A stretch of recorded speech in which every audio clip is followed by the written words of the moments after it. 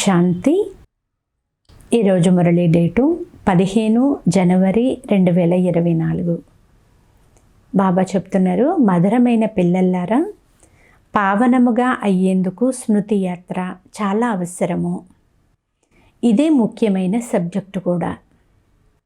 ఈ యోగ బలము ద్వారా మీరు సేవాదారులుగా, గుణవంతులుగా అవ్వగలుగుతారు. ఈరోజు మురళిలోని ప్రశ్న, పిల్లలైన మీరు ఏ యోగమైతే నేర్చుకుంటున్నారో అదే అన్నింటికంటే సాటి లేనిది, అద్భుతమైనది ఎలా?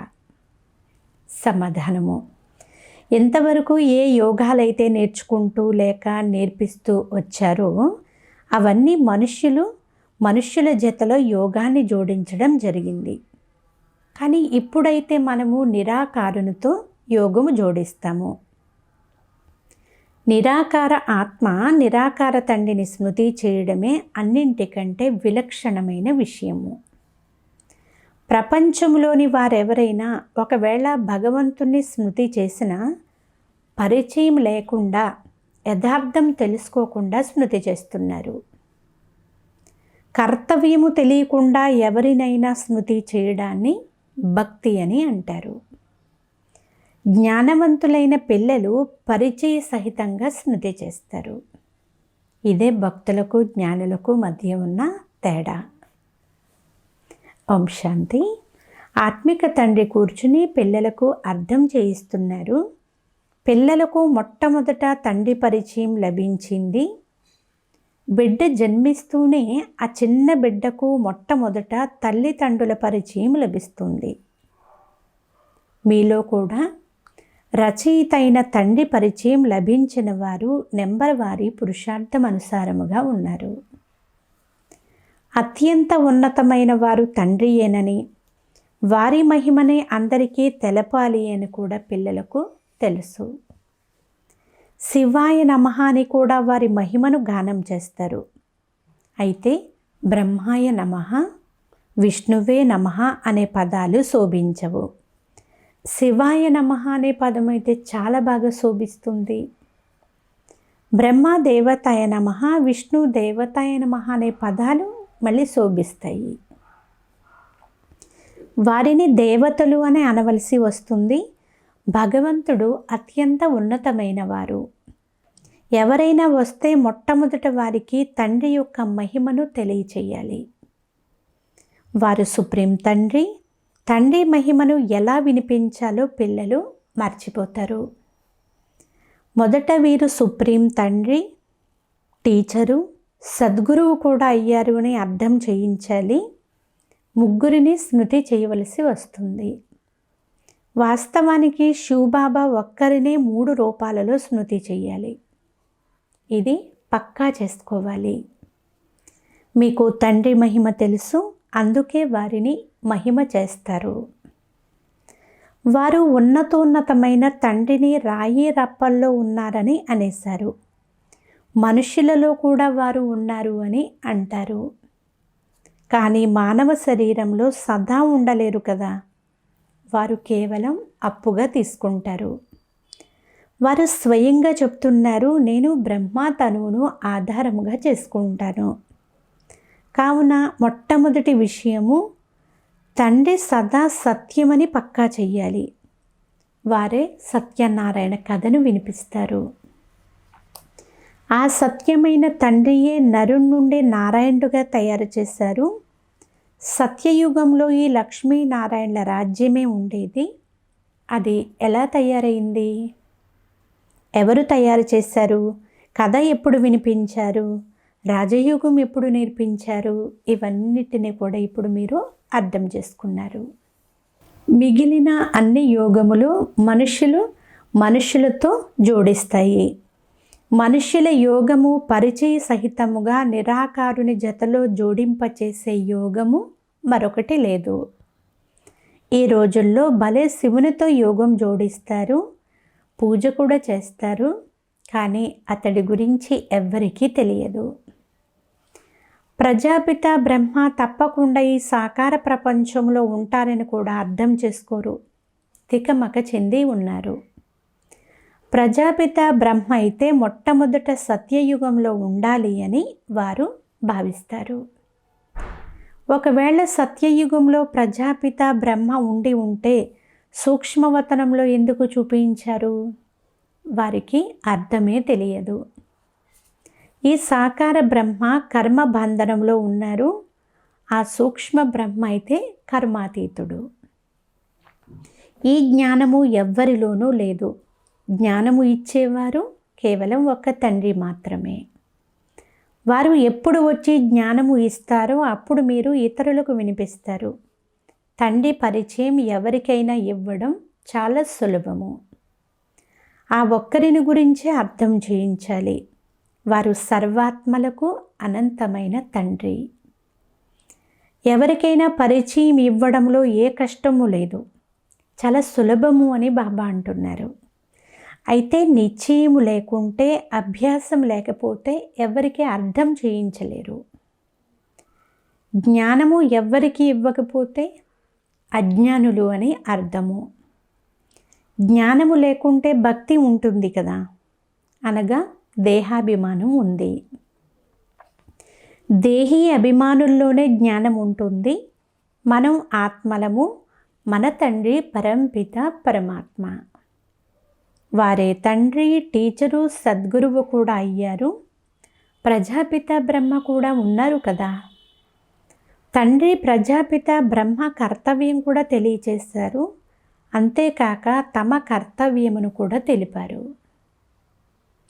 మనుష్యులైతే శివశంకరులిద్దరినీ కూడా కలిపి ఒక్కటిగా చూపిస్తారు. శంకరుడు మూడవ కన్ను తెరుస్తూనే వినాశనమైపోతుంది అని అంటారు. ఇప్పుడు బాంబుల ద్వారా, ప్రకృతి బీభత్సాల ద్వారా వినాశనం జరుగుతుంది. శివశంకర మహాదేవ అని అంటారు. ఈ చిత్రము యథార్థమైనది కాదు. ఇవన్నీ భక్తి మార్గంలోని చిత్రాలు. అక్కడ ఇటువంటి విషయాలేమీ లేవు. ప్రజాపిత బ్రహ్మ కూడా ఒక దేహదారి, ఎంతోమంది పిల్లలు ఉన్నారు కనుక ఈ చిత్రాలన్నీ కూడా పూజించడానికే ఉన్నాయి. ఇతను వ్యక్తము అని, అతను అవ్యక్తము అని తండ్రి అర్థం చేయించారు. అవ్యక్తమైనప్పుడు ఫరిస్తాగా అంటే సూక్ష్మ దేవతగా అవుతారు. మూలవతనము, సూక్ష్మవతనము రెండు తప్పకుండా ఉంటాయి కదా. సూక్ష్మవతనంలోకి కూడా వెళ్తారు. ప్రజాపిత బ్రహ్మ ఎవరైతే ఇప్పుడు మనిషిగా ఉన్నారో వారే ఫరిస్తాగా అవుతారు. రాజ్యము కూడా చిత్రాలలో చూపించారు. ఎందుకంటే ఇతడు మళ్ళీ రాజ్యపాలన కూడా చేస్తాడు. సూక్ష్మవతనం యొక్క చిత్రం లేకుంటే ఇతరులకు అర్థం చేయించడం చాలా కష్టమయ్యేది. వాస్తవానికి విష్ణువుకు చతుర్భుజ రూపం లేనే లేదు. కానీ అది భక్తి మార్గంలోని చిత్రము. తండ్రి అర్థం చేయిస్తున్నారు, ఆత్మయే పతితము నుండి పావనముగా తయారవుతుంది. పవిత్రముగా అయ్యి తన ధామానికి వెళ్ళిపోతుంది. ఆత్మలు నిరాకార ప్రపంచంలో ఉంటాయి. ఇక్కడైతే సాకారులు ఉన్నారు. అయితే సూక్ష్మవతనం గురించి ముఖ్యమైనటువంటి కథ ఏదీ లేదు. సూక్ష్మవతన రహస్యమును కూడా తండ్రి ఇప్పుడే మనకు అర్థం చేయిస్తారు. కనుక మూలవతనము, సూక్ష్మవతనము మరియు స్థూలవతనము ఉన్నాయి. మొట్టమొదట అందరికీ తండ్రి పరిచయం ఇవ్వాలి. భక్తి మార్గంలో కూడా బాబాను ఓ భగవంతుడా, ఓ ప్రభువా అని అంటారు. అయితే వారెవరో తెలియదు. ఎల్లప్పుడూ శివ పరమాత్మాయ నమః అని అంటారు. శివ దేవతాయ నమః అని ఎప్పుడు అనరు. బ్రహ్మ దేవత అని అంటారు. శివుణ్ణి పరంపిత పరమాత్మ అని అంటారు. శివదేవత అని ఎప్పుడు అనరు కదా. అలాగే వారిని సర్వవ్యాపి అని అనరు. పతితులను పావనముగా చేసే కర్తవ్యం చెయ్యాలి అంటే రాయి రప్పల్లో ఉండి చేస్తారా? దీనినే గాఢాంధకారము అని అంటారు. ఇది కూడా డ్రామాలో నిశ్చితమైపోయి ఉంది. తండ్రి వచ్చి అర్థం చేయిస్తున్నారు, యదా యదా హి ధర్మస్య గ్లానిర్భవతి. ఎవరి గ్లాని? వారు శ్లోకము చదివి అర్థమును మాత్రం వినిపిస్తారు. పిల్లలైన మీరు అక్కడకు వెళ్ళి చూడాలి, మేము దీని అర్థమును వివరిస్తాము అని వారితో చెప్పండి. ఆ తర్వాత వెంటనే కూర్చుని వినిపించాలి కూడా. వీరు బీకేలని వారి అనుకోరు, భలే తెల్ల డ్రెస్సు ఉన్నా వీరికి ఆ ముద్ర ఏమీ పడలేదు అని వారు భావిస్తారు. మీరు ఎక్కడికైనా వెళ్ళి వినిపించవచ్చు. అంతేకాదు దీని అర్థం తెలిపించమని కూడా మీరు అడగవచ్చు. వారు ఏమి చెప్తారో గమనించండి. అయితే ఈ చిత్రాలన్నీ కూడా వివరంగా అర్థం చేసుకునేందుకు తయారు చేయబడినవి. ఇది అపారమైన జ్ఞానము. సముద్రాన్ని ఇంకుగా చేసి వ్రాసినా సరే అంతమే కాదు, అయినా 1 సెకండులో తెలిపే విధానమును కూడా బాబా మనకు నేర్పించారు. కేవలం తండ్రి పరిచయమును ఇవ్వాలి. అనంతమైన ఆ తండ్రియే స్వర్గ రచయిత. మనమందరం వారి పిల్లలము, పరస్పరంలో సోదరులము. కనుక మనకి కూడా తప్పకుండా స్వర్గ రాజ్యం ఉండాలి. అయితే అందరికీ లభించదు. తండ్రి భారతదేశంలోనే వస్తారు, భారతవాసీలే స్వర్గవాసులుగా అవుతారు, ఇతరులందరూ వారి వెనుక వస్తారు. ఇది చాలా సులభము, అయినా అర్థం చేసుకోరు. బాబాకైతే ఆశ్చర్యం కలుగుతుంది. ఒకానొక రోజు వేశ్యలు మొదలైన వారందరూ వచ్చి వింటారు. వెనుక వచ్చేవారు చాలా తీవ్రంగా ముందుకు వెళ్ళిపోవచ్చు. వేశ్యలున్న చోటు కూడా ఎవరైనా వెళ్ళి సేవ చేయవచ్చు. కానీ దేహాభిమానం ఉన్నందువలన చాలామందికి అక్కడికి వెళ్ళాలి అంటే సిగ్గు అవుతుంది. బాబా అయితే వేశ్యలకు కూడా అర్థం చేయించండి అని చెప్తున్నారు. భారతదేశం యొక్క పేరు ప్రతిష్టలను వారే క్రింద పడేశారు. ఇందులో ముఖ్యంగా యోగ బలం కావాలి. పూర్తి పతితముగా ఉన్నారు, పావనముగా అయ్యేందుకు స్మృతి యాత్ర చెయ్యాలి. ఇప్పుడు ఆ యోగ బలము కొంత తక్కువగా ఉంది. కొంతమందిలో జ్ఞానం ఉంది, కానీ యోగం తక్కువగా ఉంది. ఇది కష్టమైన సబ్జెక్టు. ఇందులో పాస్ అయినప్పుడు వేశ్యలను ఉద్ధరించగలుగుతారు. మంచి మంచి అనుభవి మాతలు ఎవరైతే ఉన్నారో వాళ్ళు వెళ్ళి అర్థం చేయించాలి అని బాబా అంటున్నారు. కన్యలకు అయితే అనుభవం ఉండదు, మాతలు అర్థం చేయించగలరు. తండ్రి చెప్తున్నారు, పవిత్రముగా అయినట్లయితే విశ్వానికి యజమానులుగా అవుతారు. ఈ మొత్తం ప్రపంచమే శివాలయముగా అయిపోతుంది. సత్యయుగాన్ని శివాలయము అని అంటారు. అక్కడ అపారమైన సుఖం ఉంది. వేశ్యలకు కూడా ఇలా తెలపండి. తండ్రి చెప్తున్నారు, పవిత్రముగా అవుతామని ఇప్పుడు ప్రతిజ్ఞ చెయ్యండి. ఇటువంటి పతితులను పావనంగా చేసే ఖడ్గము చాలా పదునుగా ఉండాలి. బహుశా దీనికి ఇంకా కొంత ఆలస్యం ఉంది. అర్థం చేయించేవారు కూడా నెంబర్ వారీగా ఉన్నారు. సేవా కేంద్రాలలో ఉంటారు. అయితే అందరూ ఏకరసముగా ఉండలేరు అనే విషయం కూడా బాబాకైతే తెలుసు. సర్వీసు చేసేందుకు ఎవరైతే వెళ్తారో వారిలో రాత్రికి పగలుకున్నంత వ్యత్యాసం ఉంది. కనుక ఎవరికైనా అర్థం చేయించేటప్పుడు మొట్టమొదట తండ్రి పరిచయాన్ని మాత్రమే ఇవ్వాలి. తండ్రిని మహిమ చెయ్యండి. ఇన్ని గుణాలు తండ్రిలో తప్ప మరెవ్వరిలో కూడా ఉండజాలవు. వారే మనల్ని గుణవంతులుగా చేస్తారు. తండ్రియే సత్యయుగాన్ని స్థాపన చేస్తారు. ఇప్పుడు ఇది సంగమ యుగము. ఈ సమయంలోనే మీరు పురుషోత్తములుగా అవుతున్నారు. ఆత్మలైన మీకు కూర్చుని అర్థం చేయిస్తారు. శరీరము ఆత్మదేనని అర్థం చేయిస్తారు. ఎంతవరకు అర్థం చేసుకుంటున్నారో వారి ముఖం చూస్తూనే తెలిసిపోతుంది. ఎవరైనా ఉదాసీనంగా ఉంటే వారి ముఖము మారిపోతుంది. ఆత్మగా భావించి కూర్చున్నారు అనుకోండి, ముఖము కూడా బాగుంటుంది. ఇది కూడా అభ్యాసం అవుతూ ఉంటుంది. గృహస్థ వ్యవహారంలో ఉండేవారు ఇంత ఉత్సాహంగా ఉండలేరు. ఎందుకంటే ఎన్నో చిక్కు వ్యవహారాలలో తగులుకొని ఉంటారు. పూర్తిగా అభ్యాసం చేసినప్పుడు నడుస్తూ, తిరుగుతూ, లేస్తూ, కూర్చుంటూ పక్కాగా ఉంటారు.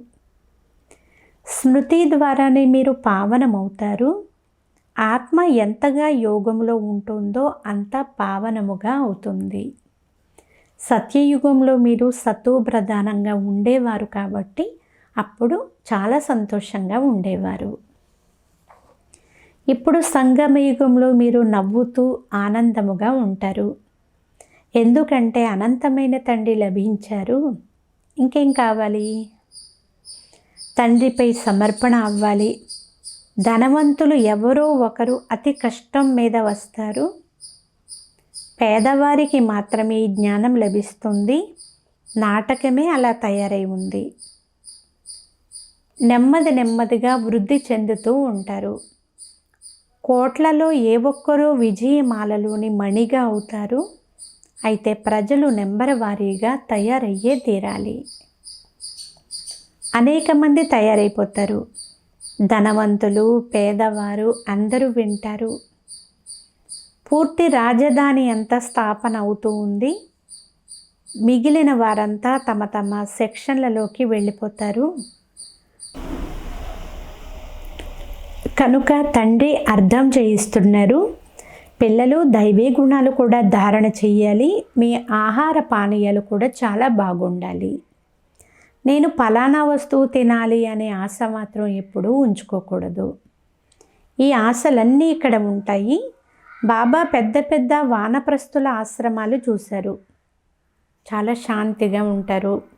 ఎక్కడైతే ఈ అనంతమైన విషయాలన్నీ తండ్రి అర్థం చేయిస్తారు. చివరిలో వచ్చే వేశ్యలు, గణికలు మీకంటే తీక్షణముగా అయిపోతారు.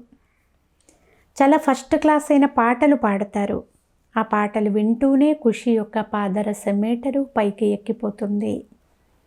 ఎప్పుడైతే మీరు ఇలా క్రింద పడిన వారికి అర్థం చేయించి శ్రేష్టముగా చేస్తారో అప్పుడు మీ పేరు కూడా చాలా శ్రేష్టమైపోతుంది. వీరు వేశ్యలను కూడా ఇంత శ్రేష్టముగా తయారు చేస్తారు అని అందరూ అంటారు. మీరు స్వయముగా ఇలా అంటారు, మేము శూద్రులుగా ఉండేవాళ్ళము, ఇప్పుడు మేము బ్రాహ్మణులుగా అయ్యాము. తర్వాత మేమే దేవతలుగా, క్షత్రియులుగా అవుతాము. వీరేమైనా కొంత ఉన్నతిని పొందుకుంటారా లేదా అని బాబా ప్రతి ఒక్కరిని గమనించి తెలుసుకోగలుగుతారు. వెనుక వచ్చేవారు ముందు వారి కంటే ముందుగా పైకి ఎక్కిపోతారు. పోను పోను మీరు ఈ విషయాలన్నీ చూస్తారు. ఇప్పుడు కూడా చూస్తున్నారు. కొత్త పిల్లలు సర్వీసులో ఎంతో ఉత్సాహంతో ఎగురుతూ ఉంటారు అని బాబా అంటున్నారు. మధురాతి మధురమైన అపురూపమైన పిల్లలకు మాతాపిత బాప్దాదాల ప్రియ స్మృతులు మరియు గుడ్ మార్నింగ్. ఆత్మిక పిల్లలకు ఆత్మిక తండ్రి నమస్తే. ఆత్మీయ తండ్రికి ఆత్మీయ పిల్లల యొక్క ప్రియ స్మృతులు, గుడ్ మార్నింగ్ మరియు నమస్తే నమస్తే నమస్తే. ధారణ కొరకు ముఖ్య సారము. ఫస్ట్ పాయింట్, పతితులను పావనముగా చేసే సేవను చెయ్యాలి. గణికలకు, వేశ్యలకు కూడా జ్ఞానమును ఇవ్వాలి. క్రింద పడిన వారిని పైకి లేవనెత్తాలి. అంటే వారిని కూడా ఉద్ధరించాలి. అప్పుడు మీ పేరు కూడా ప్రసిద్ధమవుతుంది. సెకండ్ పాయింట్, స్వీయ దృష్టిని పవిత్రముగా చేసుకునేందుకు నడుస్తూ తిరుగుతూ మేము ఆత్మలతో మాట్లాడుతున్నాము అనే అభ్యాసం చెయ్యండి. తండ్రి స్మృతిలో ఎంతెంతగా ఉంటారో అంత పావనముగా తయారవుతారు. ఈరోజు వరదానము, అనాది స్వరూపం యొక్క స్మృతి ద్వారా సంతుష్టతను అనుభవం చేయించే సంతుష్టమణి భవ. సారాంశము, అనాది మరియు ఆది స్వరూపాలు ఏవైతే ఉన్నాయో వాటిని ఒకసారి స్మృతిలోకి తెచ్చుకోండి. మరియు అదే స్మృతి స్వరూపంలో స్థితమైపోతే స్వయము కూడా స్వయముతో సంతుష్టముగా ఉంటారు. మరియు ఇతరులకు కూడా సంతుష్టత యొక్క విశేషమైనటువంటి అనుభవాన్ని చేయించగలుగుతారు. అసంతుష్టతకు కారణము అప్రాప్తి. మీ స్లోగన్ పొందవలసినదంతా పొందేశాము. తండ్రికి చెందిన వారిగా అవ్వడము అనగా వారసత్వానికి అధికారిగా అవ్వడము. ఇటువంటి అధికారి ఆత్మలు సదా నిండుగా సంతుష్టమణులుగా ఉంటారు. స్లోగన్ తండ్రి సమానముగా అయ్యేందుకు అర్థం చేసుకోవడం, కోరడం మరియు చేయడం, ఈ 3 విషయాలలో కూడా సమానత ఉండాలి. అవ్యక్త సైలెన్స్ ద్వారా డబల్ లైట్ ఫరిస్తా స్థితిని అనుభవం చేయండి. వరదాని రూపము ద్వారా సేవ చేసేందుకు ముందు స్వయంలో శుద్ధ సంకల్పాలను ధారణ చేయండి. పూర్తి రోజంతా శుద్ధ సంకల్పాల సాగరం యొక్క లోతుల్లోనికి వెళ్ళి సైలెన్స్ స్వరూపంగా అవ్వండి. మీ యొక్క డీప్ సైలెన్స్ స్థితి వాతావరణాన్ని కూడా పరివర్తన చేసేస్తుంది. మీరు స్వయాన్ని డబల్ లైట్ ఫరిస్తాగా అనుభవం చేయగలుగుతారు.